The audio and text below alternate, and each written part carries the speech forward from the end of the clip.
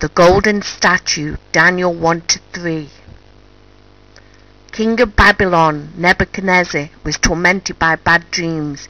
He consulted astrologers and magicians, but no one could tell him the meaning of his dreams. Eventually, the king lost patience and threatened everybody with death. But still no one could explain or could interpret the terrible image that appeared in his nightmares. Among the wise men was Daniel, a Judean, who had been captured by the Babylonians. He was one of a group of noblemen of high intelligence, strong character, good looks, who had been chosen for special training. They had been taught the language and history of Babylon, and after 3 years had been taken into the king's service. With Daniel, 3 others from Judah were given new names: Shadrach, Meshach, Abednego, and all became good friends. They were all clever and quick to learn, but Daniel had a special gift. He was able to interpret dreams. Having been sentenced to death with the others, Daniel went to see King Nebuchadnezzar.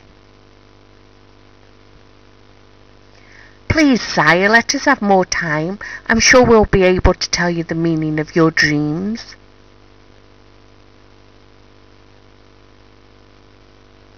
Nebuchadnezzar agreed. Daniel and his 3 friends prayed to God for help. That night God revealed the secret of the king's dreams. Next day Daniel went again to Nebuchadnezzar.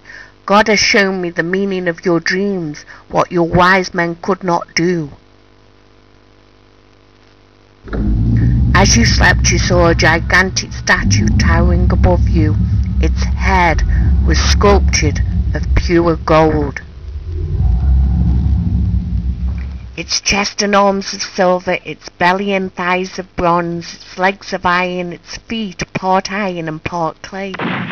Suddenly a stone smashed against the statue's feet and shattered them. The entire statue crashed to the ground, reduced to dust. The wind blew the dust away, and the stone became a great mountain that covered the whole earth. Daniel said, "I will tell you the meaning of this. The statue's head of gold represents you, great king. The parts made of silver, bronze, iron and clay are the empires which shall come after yours, some strong, some weak, none lasting forever. The stone is the kingdom of God. It is greater than any kingdom on earth and shall never be destroyed." Nebuchadnezzar was so impressed with Daniel's wisdom that he knelt before him, knowing that Daniel's God was more powerful. Loading him with treasure, he made Daniel governor of Babylon and chief of all his advisors.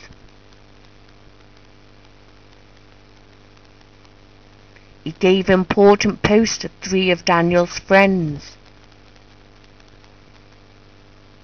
Later the king gave orders for a huge statue to be built, 15 times taller than any man and made of solid gold. He had it set up on the plain of Dura with great pomp and ceremony, and ordered all the officers, governors, captains and councillors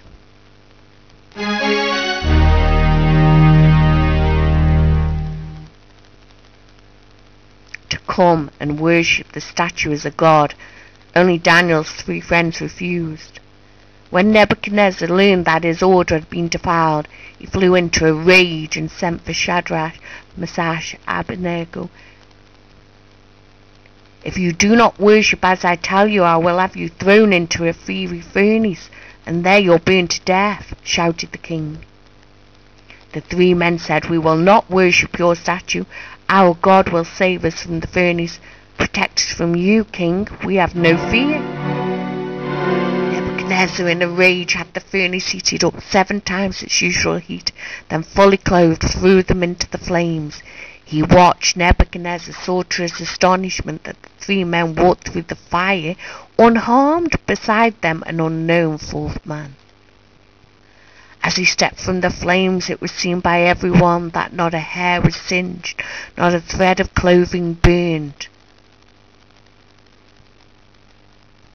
Shadrach, Meshach, and Abednego come out of the furnace, said the king, and full of awe. Nebuchadnezzar took each by the hand and vowed, from this day the Jewish people may worship their God, who sent an angel to save them. And I decree that my people too will worship only your God. Then he gave them all positions of great power in the government of Babylon.